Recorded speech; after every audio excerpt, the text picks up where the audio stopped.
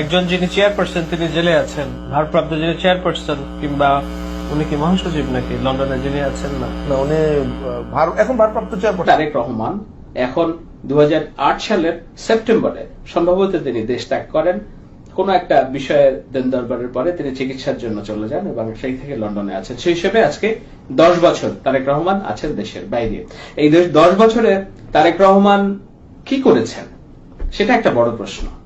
2014 সালের নির্বাচনের আগে তিনি ভিডিও মেসেজ দিয়ে সবাইকে নির্বাচন থেকে বিরত রাখার আহ্বান জানিয়েছিলেন। বিএনপি নির্বাচন থেকে বিরত ছিল, এটি বিএনপি রাজনৈতিক ভুল ছিল কিনা নিঃসন্দেহে সময় বলে দেবে, তবে এখন পর্যন্ত মনে হয় যে এটি একটি রাজনৈতিক ভুল সিদ্ধান্ত না। আমি বলছি যে তারেক রহমান, হ্যাঁ বিচারকরা কিংবা সমালোচনা অনেক হতে পারে যে না তারেক রহমান আদালতের কনভিক্টেড আসামি, তার বক্তব্য প্রচারে নিষেধাজ্ঞা আছে বাংলাদেশে। ঠিক আছে, বক্তব্য প্রচারে নিষেধাজ্ঞা আছে, আমার বক্তব্য প্রচারেও নিষেধাজ্ঞা আছে, অলিখিত। তাই বলে কি আমি থেমে আছি? এই যে আমি কথা বলছি আপনাদের সাথে, অপেক্ষা করছে তারেক রহমানকে সিংহাসনে বসানোর জন্য কিংবা বিএনপিকে সিংহাসনে বসানোর জন্য। আমি তো একজন মানুষকেও শুনি নাই যে না তারা বলে যে না এর চেয়ে ভালো পরিস্থিতি হবে বিএনপি ক্ষমতায় আসলে। কিন্তু তবুও মানুষ চায় পরিবর্তন, কেননা মানুষ পরিবর্তন চায়। কিন্তু সেই পরিবর্তন কি একটা খারাপ শাসন থেকে আরেকটা খারাপ শাসনে ঝাঁপ দেওয়া? আমি সেই আক্ষেপ থেকেই বলছি, সেটা হলো যে এই মেসেজ দেওয়ার যোগ্যতা বিএনপি শীর্ষ নেতৃবৃন্দর নেই।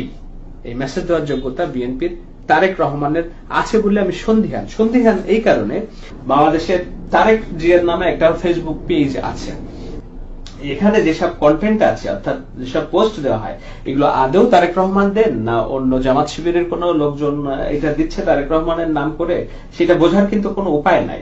বাংলাদেশের সজীব ওয়াজেদ জয়, তরুণ রাজনৈতিক নেতা আওয়ামী লীগের, তার একটা ফেসবুক পেজ আপনারা দেখতে পাচ্ছেন নিশ্চয়ই।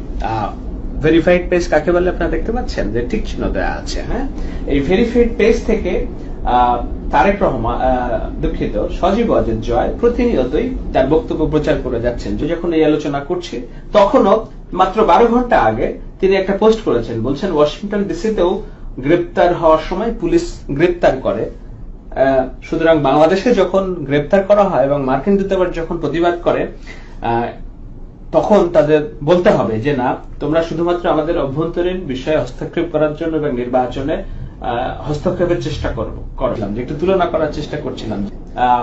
তার যে সজীব ওয়াজেদ জয়, তার এখানে ফেসবুক, টুইটার এবং অন্যান্য যেসব তথ্য সবকিছু স্পষ্ট, সারা বিশ্বের মানুষ যদি জানতে চায় এই পলিটিশিয়ান সম্পর্কে সেটা আছে।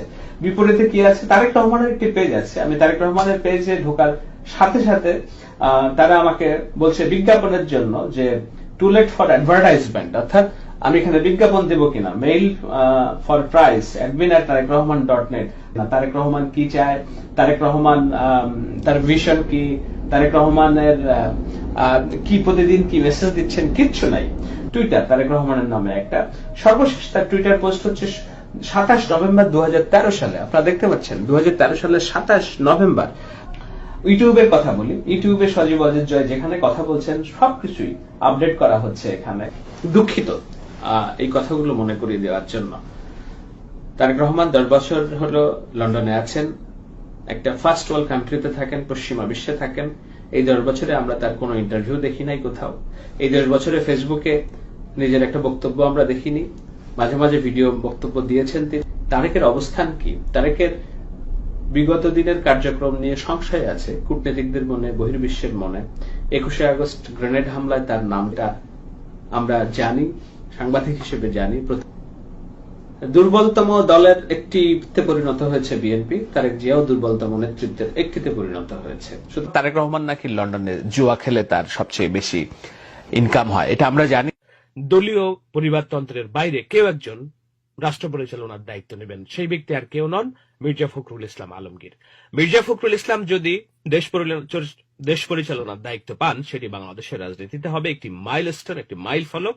এই কারণে যে হাজার হাজার লক্ষ লক্ষ মানুষ যারা রাজনীতি করে দেশ পরিবর্তনের আশায়, কিন্তু যারা পরিবারতন্ত্রের জাতাকলে পড়ে রাজনীতি করার সুযোগ পান না, তাদের জন্য নতুন দুয়ার উন্মুক্ত হবে। এবং ফখরুল, যদিও মির্জা ফখরুল কোনো আলোচনায় নিজেকে প্রধানমন্ত্রী করার জন্য বলছেন না, এই আলোচনা আসছেও না ঐক্যফ্রন্টের তরফ থেকে।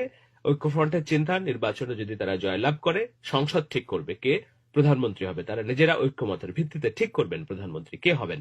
আমি এগিয়ে রাখতে চাই মির্জা ফখরুল ইসলাম আলমগীরকে, এই কারণে এগিয়ে রাখতে চাই যে একটি বিধ্বস্ত দলকে যেভাবে তিনি ঐক্যের বন্ধনে আবদ্ধ করে রেখেছেন, তার ব্যক্তি মেধা স্বাতন্ত্র্য, নিজে অসুস্থ থাকার পরেও তিনি দাপিয়ে বেড়াচ্ছেন মাঠ